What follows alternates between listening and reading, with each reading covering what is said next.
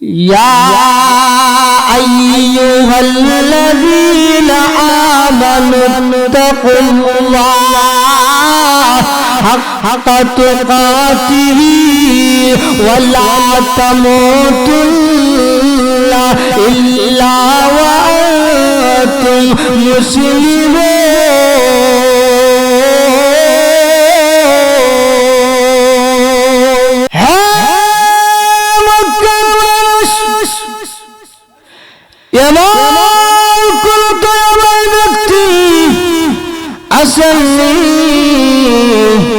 আবার একটা মূল্যবান হার আমি হারাইয়া ফেলেছি। ওই হাতটা আপনারা কেউ কে পাইছেন? ওই হাতটা যদি পেয়ে থাকেন আমার কাছে ওই হাতটা ফিরাইয়া দেন না। আল্লাহ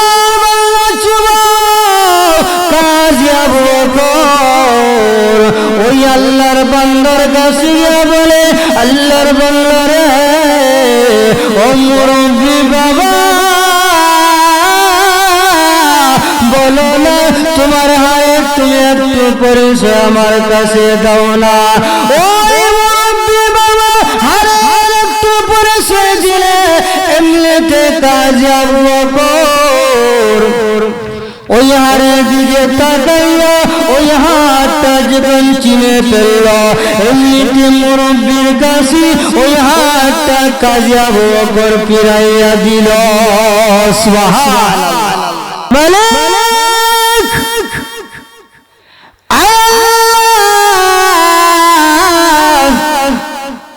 তোমার বান্দার হাতটা আমি ফিরাইয়া দিলাম। ওগো আল্লাহ, ওই তোমার বাংলা আমাকে টাকা দিবে দূরের কথা, আমাকে একটু অভিনন্দন জানাইল না। ওগো আল্লাহ, আমি তোমার বাংলার কাছে তার প্রতিদান চাই না। ওগো আমি যদি ওই আয়াতটা তোমাকে রাজি খুশি করার জন্য ওই তার মালিকের কাছে পৌঁছে দিয়ে থাকি, তাহলে আল্লাহ আমি তোমার কাছে তার প্রতিদান চাই। আল্লাহ রাব্বুল আলামিন ওই কাজ আবু বকরের দোয়াটা কবুল করে নিলেন। সুবহানাল্লাহ।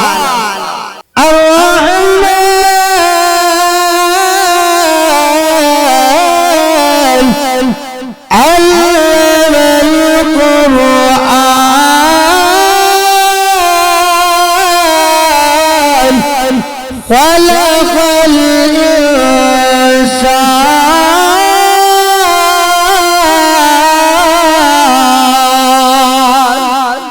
এইরকম মধুর কণ্ঠ দিয়ে কাজী আবু বকর তিলাওয়াত করে, আর মহল্লার মানুষের শুনিয়া মধুর কণ্ঠ শুনিয়া সে আর গরু হইছে না। সবাই আবে কাজী আবু বকর কি করছে? সবাই আবে কাজী আবু বকর বেষ্টন করে সবাই দাঁড়িয়ে গেছে। এমনিতে মহল্লার মানুষরা কাজী আবু বকরকে ডাক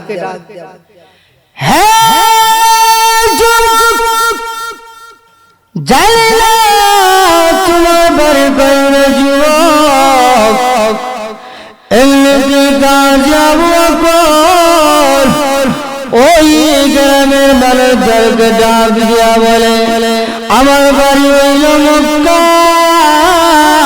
ওই গ্রামের মানুষরা ডাক দিয়া বলে, ওরে যুবক তোমার নামটা কি? এমনিতে কাজী আবু বকর বলে, আমার নাম হইল কাজী আবু বকর। এমনিতে মহল্লার মানুষরা ডাক দিয়া বলে, শুনো,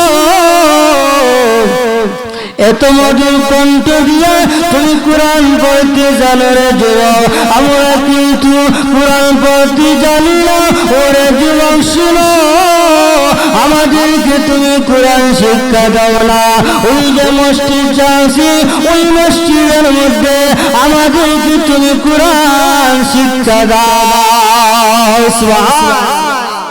আমাদেরকে কোরআন শিক্ষা দাও তুমি। কাজী আবু বকর বলে, বাড়ি হলো মক্কায়, কেউ নাই আমার, মক্কা দিকে আমি কি করব? যেহেতু একটা চাকরি পাইলাম, তাহলে আমি তাদের কোরআন শিক্ষা দেই। কাজী আবু বকর কোরআন শিক্ষা দেয়। এক পর্যায়ে মহল্লার মানুষরা বলে, ও কাজী আবু বকর, আমাদের মসজিদে একজন ইমাম সাহেব ছিল। এই ইমাম সাহেব বাড়িতে গেছে ছুটি, কিন্তু আর ফিরে আসে না। অনেক দিন হয়ে গেল, মনে হয় ইমাম সাহেব মারাও যাইতে পারে। তাহলে এক কাজ করেন, আপনি আমাদের মসজিদের ইমাম সাহেব হয়ে যান। তখন কাজী আবু বকর বলে ঠিক আছে, যেহেতু চাকরি পাইলাম, আমার মাই নাই বাবা নাই কেউ নাই, যেহেতু আমি তোমাদের মসজিদের ইমাম সাহেব হয়ে গেলাম, তখন কাজী আবু বকরের জন্য কি করলেন, কিছু একটা বেতন দাও করলেন। সুবহানাল্লাহ। এই কাজী আবু বকর ইমাম সাহেব হয়ে গেছে। ইমাম সাহেব হওয়ার পরে মহল্লার মধ্যে এমন কিছু মুরব্বী আছে না, যে ইমাম সাহেব কি ইমাম সাহেব বিয়া করছুন, হয় না, এমন মুসল্লি আছে কি ইমাম সাহেব বিয়া করছুন। ইমাম সাহেব বিয়া করে দেখো, বলে জি বিয়া করছে। আর যদি বিয়া না করে থাকে তাহলে ইমাম সাহেব বিয়া করছে না। বিয়া না করার কারণে অনেক সময় ইমামতিও যায়। এইরকম ভাবে কিছু মুসল্লিয়া ইমাম সাহেবকে ডাক দেয়, হ্যাঁ কাজী আবু বকর, আপনাদের মসজিদের ইমাম, আপনি সুন্দর করে কোরআন তিলাওয়াত করেন, আপনি সুন্দর করে নামাজ পড়ান, তবে একটা কথা হইল, আপনি কি বিবাহ করেছেন? এমনিতে কাজী আবু বকর বলে না, আমি তো বিবাহ করি না। এমনিতে মহল্লার মানুষ ওই কাজী আবু বকরকে ডাক দেয়া বলে, ও আমরা সবাই মিলে একটা ফয়সালা করে রাখলাম, আমরা তোমাকে বিবাহ করাইয়া দিব।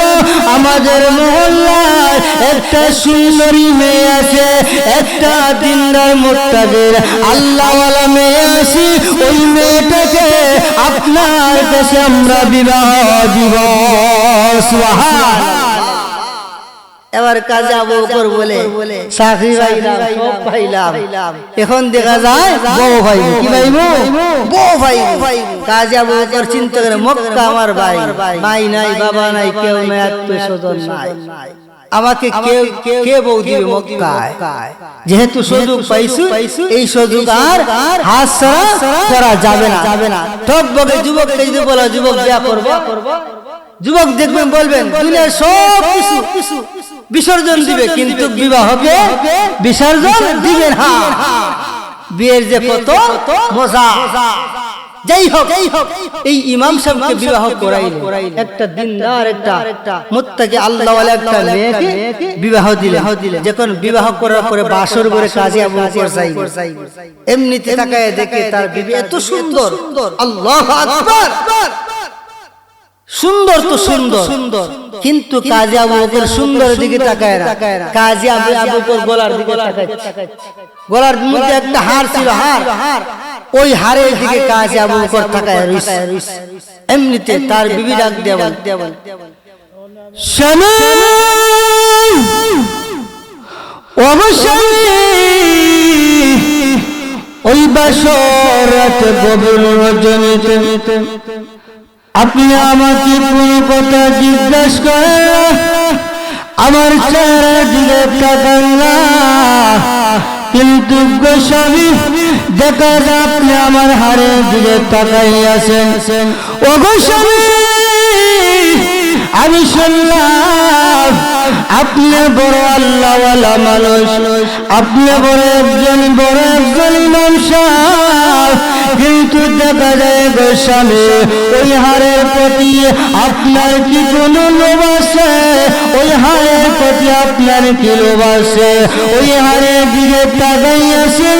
এমনিতে কাজী আবু বকর তার স্ত্রীকে ডাক দেয়া বলে,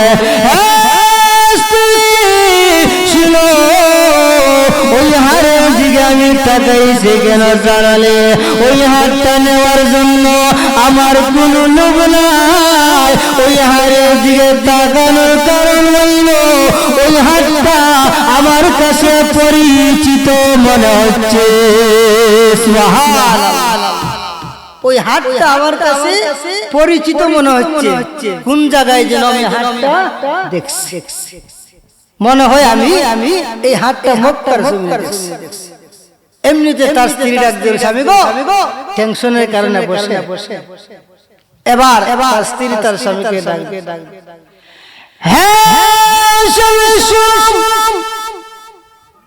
ওই যে হাতটা দেখতেছো, ওই হাতটা আমার বাবা আমাকে উপহার দিয়েছে। ওই হাতটা আমার বাবা ওই মক্কার জমিন থেকে নিয়া আমার জন্য যখন খরিদ করেছিল, ঘটনাক্রমে ওই হাতটা মক্কার জমিনে হারাইয়া গিয়াছিল। ওই হাতটা মক্কার একটা যুবক আমার বাবার কাছে ফিরাইয়া দিছে। ও স্বামী, ওই হাতটা আমার বাবা আমাকে উপহার দিয়েছে।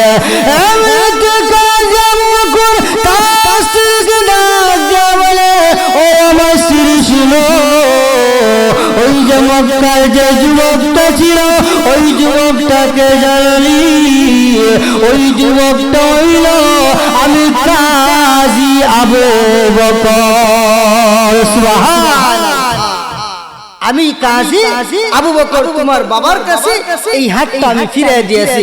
এমনিতে তার স্ত্রী বলে, স্বামী তাহলে তো আমার বাবার দোয়া আল্লাহ কবুল করেছে। আমার বাবা নিশিরাতে তাহাজ্জুদের সময় উঠিয়া আল্লাহর কাছে কান্নাকাটি করতেন, আল্লাহকে ডাক দেওয়া,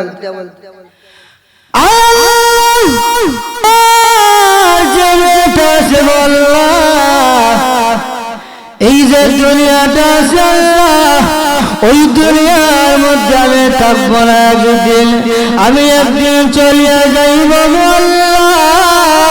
তুমি তোমার কাছে একটা আবেদন বললা, আমার একটা ফরিয়াদ জমালি, আমার যে মেয়েটা আছে বললা, ওই মেয়েটার জন্য যেন একজন দিনদার পরেশগার আল্লাহওয়ালা পাত্র মিলাইয়া দিয়ে বললা। ওই মক্কার কাজী আবু বকরের মতো যেন একজন দিনদার পাত্র আল্লাহ তুমি মিলাইয়া দিও। আল্লাহর বান্দা যে বলে এই বলে দোয়া করেছি। এবার স্ত্রী ডাক দেয়া বলে, ও বাবা স্বামী শোনো, বলে গো আমার বাবার দোয়াটা আল্লাহ কবুল করে আমার স্বামী তোমাকে আমার স্বামী আল্লাহ বানাইয়া দিয়েছে। সুবহানাল্লাহ। তাহলে বুঝেন এই যুবকের প্রতি আল্লাহর কেমন ভয়। আজকে তো আপনারা বলেন তোমাকে ভয় নাই, এই জন্য তো সুদ খাই না। আপনাদের এলাকায় সুদ আসেনি? সুদ আসেনি? সুদ আছে। সুদের ওয়াজ অনেক করছি। সুদের ওয়াজ করতে গিয়ে মহল্লা দিয়ে পর্যন্ত সুদকুর পালাইছে, মহল্লা দিয়ে পর্যন্ত কি পালাইছে? সুদকুর পালাইছে। অনেক সময় রাস্তাঘাটের মধ্যে ভাইলে আমার হিংসার দিকে তাকাইতো, আমাকে বলতো হুজুর আর কি ওয়াজ পান, আর কি ওয়াজ পান না, সুদের ওয়াজ করে। আমি বলি সুদের ওয়াজ কি কোরআনে নাই? আপনারা সুদের ওয়াজ করেন নাই? আসেনি কোরআনে? সবাকারের মধ্যে তো লম্বা চৌড়া আল্লাহ সুদের বিরুদ্ধে আলোচনা করছেন। এই যে মৌলানা সুদের বিরুদ্ধে লম্বা চৌড়া কি করছেন? আল্লাহ করছেন। যাই হোক, যদি অন্তরের মধ্যে ভয় থাকে তাহলে সুদ ছাড়তে হবে। কি ছাড়তে হবে? কথা বলে কি ছাড়তে হবে? সুদ, ঘুষ, দুর্নীতি, হারাম খাওয়া থেকে আমি নিজেকে কি হতে হবে? বাঁচতে হবে। এই জন্য আল্লাহ বলেন এক নম্বর কর্মসূচি হইল আমি আল্লাহরে তোমরা কি করো? ডরাও। আমি আল্লাহকে তোমরা ভয় করো। আল্লাহকে যদি ভয় করতে পারি তাহলে আল্লাহ বলেন আমি আল্লাহ তোমাদেরকে দুইটা জান্নাতের মালিক বানাই দেব। সুবহানাল্লাহ। এই গেল এক নম্বর আলোচনা। এক নম্বর আলোচনা আল্লাহর ডরানো। দুই নম্বর আলোচনা আল্লাহ বলেন ওয়াবতাগু ইলাইহিল ওয়াসিলা। দুই নম্বর হইল দুনিয়ার মধ্যে কি করো? মাধ্যম তালাশ করো। সুবহানাল্লাহ। দুনিয়ার মধ্যে নেক কাজ করে কি করো? কিয়ামতের ময়দানের জন্য তোমরা কি করো? মাধ্যম বানাও। দুনিয়ার মধ্যে দান খয়রাতের দ্বারা হোক, নামাজের দ্বারা হোক, কুরআন তিলাওয়াতের দ্বারা হোক, কি করো? দুনিয়ার মধ্যে নেক কাজ করো। দুনিয়ার মধ্যে যত নেক কাজ করবে তত সম্মান আল্লাহর কাছে তোমার বাড়বে। সুবহানাল্লাহ। নেক কাজের বড় দাম। কেমন পরিমাণ দাম জানেন? নবীর সাহাবী হযরতে বেলাল হাবশী রাদিয়াল্লাহু তাআলা আফ্রিকার বেলাল কালো, এই বেলাল কালো থাকার কারণে মক্কার মানুষের বেলালকে কাউয়া বলে ডাকতো। কি বলে ডাকতো? কাউয়া বলে ডাকতো। কালো হইলে কি হয়? কিন্তু বেলাল আল্লাহর কাছে গ্রহণযোগ্য হয়ে গেছে, আল্লাহর কাছে প্রিয় একজন মানুষ হয়ে গেছে। এই জন্য আল্লাহ বেলাল কি করেছে? মসজিদে নববীর মুয়াজ্জিন বানিয়েছে। সুবহানাল্লাহ। এই বেলালকে আল্লাহ জান্নাতের মেহমানও আল্লাহ বানিয়েছে। বেলাল জমিনের মধ্যে হাঁটে, আর বেলালের হাঁটাটা আল্লাহ কি করে? জান্নাতের মধ্যে নবীর কানের মধ্যে আল্লাহ পৌঁছায় দেয়। সুবহানাল্লাহ।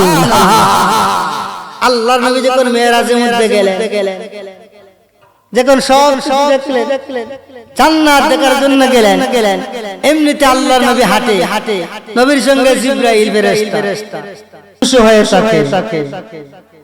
তাহলে ঘরে বসে থাকার সময় নাই। এই যে ওয়াজ মাহফিল, এই ওয়াজ মাহফিল কোন সাধারণ ওয়াজ মাহফিল নয়।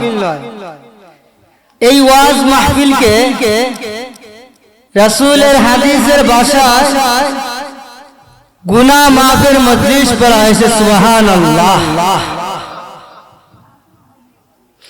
তাহলে এই মজলিসে বসলে লাভ আছে না লস?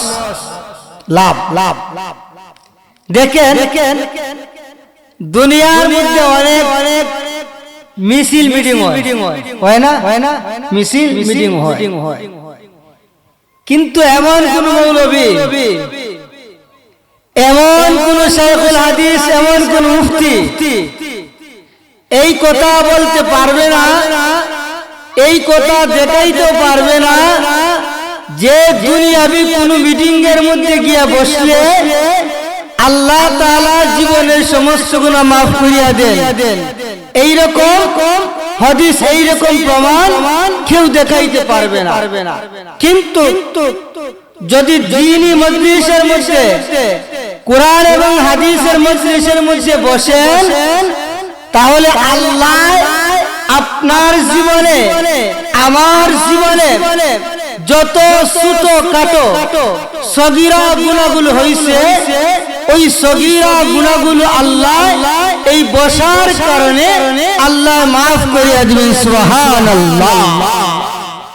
যাই হোক, লম্বা চওড়া আলোচনা করার সময় না। আমি আপনাদের খেদমতে পবিত্র কালামুল্লাহ একখানা সূরা, সূরা মায়েদা, এই সূরা মায়েদার একখানা আয়াত কারিমা তিলাওয়াত করেছি। নবীজির অসংখ্য বর্ণিত হাদিসের ভান্ডার থেকে একখানা হাদিসের টুকরা পড়েছি। আসুন আর প্রাসঙ্গিক আলোচনা না করে আমার তিলাওয়াতকৃত আয়াতের দিকে আপনাদেরকে আমি নিয়ে যাই। যে আয়াত পড়ছি, এই আয়াতের মধ্যে আল্লাহ দুনিয়ার মধ্যে ঈমানদার যারা আছে, যারা কি আছে? ঈমানদার। যারা ঈমানদার আছে, ওই ঈমানদারকে, ওই ঈমানওয়ালাদিগকে আল্লাহ রাব্বুল ইজ্জত ওয়াল জালাল তিনটা কর্মসূচি দিয়েছেন। কয়টা? কথা বলতে হবে। কয়টা? তিনটা। এই তিন কর্মসূচি যদি আল্লাহর কোন বান্দা এবং বান্দি যদি নিজের জীবনে বাস্তবায়ন করতে পারে, তাহলে আল্লাহ বলেন লাআল্লাকুম তুফলিহুন, ওই মানুষ হবে আমি আল্লাহর কাছে সফল। সুবহানাল্লাহ। তাহলে বুঝলাম কি? সফল হতে হলে তিনটা কর্মসূচি। কয়টা? তিনটা কর্মসূচি নিজের জীবনে বাস্তবায়ন করতে হবে।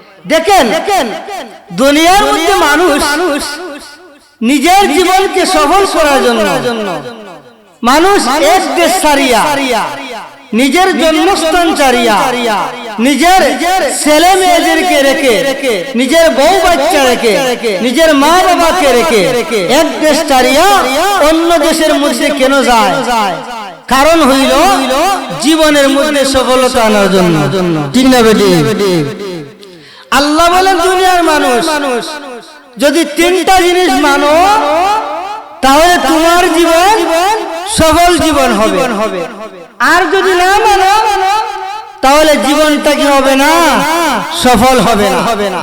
এবার আসুন এই তিন জিনিস মানলে যে সফল হব, এই আল্লাহরে ডরাইলে আল্লাহর ভয় করলে তার বিনিময়ে আল্লাহ কি দিবেন? এই তিন প্রশ্ন। এবার আসুন এক নম্বর প্রশ্ন হইল যে আল্লাহরে কেন ডরাই? দুনিয়ার মধ্যে দেখেন এক মানুষ আরেক মানুষকে ভয় করে সাধারণত চারটা কারণে। কয়টা কারণে? কথা বলেন, কয়টা কারণে? চারটা কারণে। তাফসীরের কিতাবের মধ্যে উল্লেখ করা হয় এক মানুষ আরেক মানুষকে সাধারণত চারটা কারণে ভয় করে। এক নম্বর হলো ক্ষমতা থাকার কারণে। কি থাকার কারণে? ক্ষমতা। দুই নম্বর হইল সৈনিক থাকার কারণে। তিন নম্বর হলো অশ্ব থাকার কারণে। চার নম্বর হলো টাকা পয়সা ধন সম্পদ থাকার কারণে। এই চার কারণে এক মানুষ আরেক মানুষকে ভয় করে। আল্লাহ বলেন দুনিয়ার মানুষ এই চার কারণে এক মানুষ আরেক মানুষকে ভয় করো। এই চারটা কারণ আমি আল্লাহর কাছে বিদ্যমান আছে। সুবহানাল্লাহ। আল্লাহর কাছে বিদ্যমান নাই চারটা আছে। এক নম্বর কারণ ক্ষমতা। আল্লাহর ক্ষমতা আসেনি? কথা বলে ক্ষমতা আসেনি আল্লাহর? কেমন ক্ষমতা? আল্লাহর সৈনিক আসেনি? আল্লাহর অস্ত্র আসেনি? আল্লাহর ধন সম্পদ আসেনি? কেমন ধন সম্পদ? এই দুনিয়ার যত কিছু দেখতেছেন সব কিছু কার? আল্লাহ। সব কিছুর মালিক কে? আল্লাহ। আমার মালিক কে? আপনার মালিক কে? এই দুনিয়ার মালিক কে? আসমানের মালিক কে? জমিনের মালিক কে? আল্লাহ। তাহলে আসুন এক নম্বর আল্লাহর ক্ষমতা আছে। কেমন ক্ষমতা জানে? আল্লাহু আকবার। আল্লাহ এমন পরিমাণ ক্ষমতা, যখন আব্রাহা বাদশা আল্লাহর ঘর বাইতুল্লাহ ধ্বংস করার জন্য যখন এসেছিল, তখন আল্লাহ কি করেছেন? আল্লাহর ক্ষমতা দিয়া ওই আব্রাহা বাদশাকে আল্লাহ ধ্বংস করে দিয়েছেন। সুবহানাল্লাহ। আল্লাহর ক্ষমতা দ্বারা আল্লাহ ফেরাউনকে ধ্বংস করে দিয়েছেন। আল্লাহ এমন পরিমাণ ক্ষমতাওয়ালা নমরুদকে আল্লাহ ধ্বংস করে দিয়েছেন। আবু জাহেলকে আল্লাহ এই ক্ষমতা দ্বারা আবু জাহেলকে আল্লাহ ধ্বংস করে দিয়েছেন। ঠিক না বেদে? আল্লাহর ক্ষমতা। আব্রাহা বাদশা যখন আসলো আল্লাহর ঘর বাইতুল্লাহ ধ্বংস করবে, আল্লাহ কি নিজে আইয়ে ধ্বংস করছে? আব্রাহা বাদশা ধ্বংস করছে। আল্লাহ কি বলেন? শূন্য পাঠাইছেন। শূন্য। কি শূন্য? কুরআনের মধ্যে আল্লাহ বলেন আলাম তারা কাইফা ফাআলা রাব্বুকা বিআসহাবিল ফিল আলাম ইয়াজআল কাইদাহুম ফি تضليل وأرسل عليهم طير الأبابيل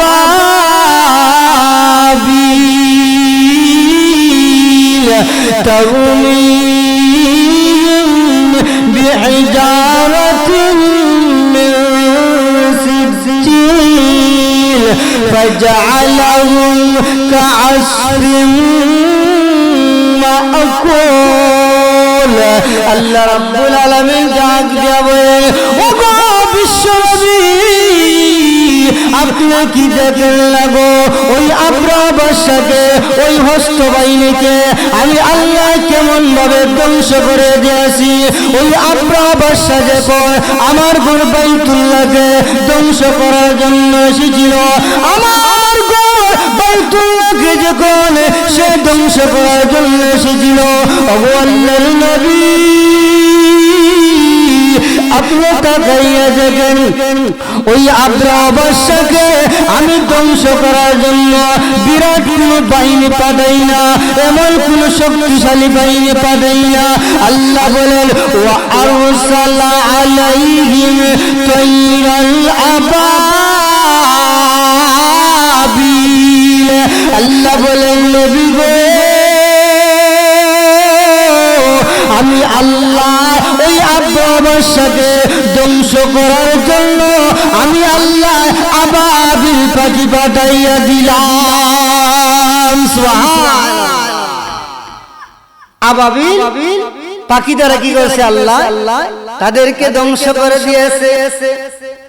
ওই আবাবিল পাখির মধ্যে আল্লাহ কি অস্ত্র দিয়েছিলেন? আল্লাহ কোন বন্দুক দেন না, আল্লাহ কোন কামান দেয় না। আল্লাহ বলে, তারমিহিম বিহিজারাতিন মিন সিজ্জিন। ও নবীজি, আমি আল্লাহ ওই আবাবিল পাখির মধ্যে এক ধরনের পাথর দিলাম, ওই পাথরটা মানুষের মাথার মধ্যে পড়ার সঙ্গে সঙ্গে ওই মানুষগুলো ধ্বংস হয়ে যায়। তাফসীরের কিতাবের মধ্যে উল্লেখ করা হয়, ওই পাথরের কেমন পাওয়ার ছিল, আল্লাহু আকবার। আল্লাহ তাআলা ওই অস্ত্রের কেমন পাওয়ার ছিল, ওই পাথর যখন মানুষের মাথার মধ্যে পড়তো, মাথার সিদ্ধটা হইয়া ওই পাথরটা পেটের মধ্যে গিয়া ওই পাথরটা পায়খানা রাস্তা দিয়ে বাইর হয়ে যাইত। সুবহানাল্লাহ। এই জন্য আল্লাহ বলেন, ও দুনিয়ার মানুষ, আমি আল্লাহর ক্ষমতা আছে, আল্লাহর ক্ষমতা আছে, আল্লাহর সৈনিক আছে, আল্লাহর অস্ত্র আছে, আল্লাহর টাকা পয়সা ধন সম্পদ আল্লাহর আছে। এই শক্তি দ্বারা, এই অস্ত্র দ্বারা আল্লাহ কি করেছেন? নমরুদকে আল্লাহ ধ্বংস করে না? কথা বলেন না, ধ্বংস করেন না? নমরুদ আল্লাহ ধ্বংস করছে। কেমন অস্ত্র পাঠাইছে? সামান্য একটা লেংরা মশা দ্বারা আল্লাহ কি করেছে? নমরুদ আল্লাহ ধ্বংস করে দিয়েছে।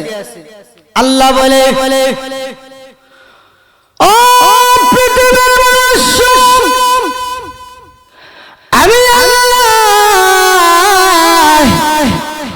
ওই নমরুদকে ধ্বংস করার জন্য এমন কোন সেনাবাহিনী পাঠাই না, এমন কোন ফৌজ বাহিনী আমি পাঠাই না। আমি আল্লাহ ওই নমরুদকে ধ্বংস করার জন্য আমি আল্লাহ আর্মি পাঠাই না, বিডিআর পাঠাই না, পুলিশ বাহিনী পাঠাই না, আনসার বাহিনী আমি আল্লাহ পাঠাই না। ওই পৃথিবীর মানুষ, আমি আল্লাহ ওই নমরুদকে ধ্বংস করার জন্য সামান্য একটা লেংরা মশা দ্বারা আমি আল্লাহ নমরুদকে ধ্বংস করে দিলাম। সুবহানাল্লাহ। এই জন্য আসুন, এই যে ক্ষমতা আছে, এই ক্ষমতা আজকে আছে, আমার কালকে নাই। এই জন্য দেখেন কত পাওয়ারফুল শক্তিশালী ছিল, আজকে পাওয়ারফুল ফেরাউন কোথায় গেল? আজকে পাওয়ারফুল নমরুদ কোথায় গেল? আবু জাহেল কোথায় গেল? যে আবু জাহেলের হুঙ্কারের কারণে মক্কার মানুষ তরতর করে কাঁপতো, সেই আবু জাহেল কোথায় গেল? আপনার আমার চোখের সামনে অনেক প্রমাণ। কত পাওয়ারফুল শক্তিশালী ছিল, 16-17 বছর কত শক্তি দেখাইছে, কিন্তু আল্লাহ যখন তারা ধরছে, আল্লাহ ছাড়েনি। আল্লাহ বলে, আমি যাকে ধরি আমি আল্লাহ তাকে সারি না। আমি আল্লাহর শক্তি কেমন জানো? আল্লাহ বলে ইন্না বাতশা রাব্বিকা লাশাদীদ। আল্লাহ বলে ও দুনিয়ার মানুষ শুনো, আমি আল্লাহ যাকে ধরি, আমি আল্লাহ তাকে ছাড়ি না। আমি আল্লাহর শক্তি আছে, আমি আল্লাহর সৈনিক আছে, আমি আল্লাহর অস্ত্র আছে, আমি আল্লাহর টাকাও আছে।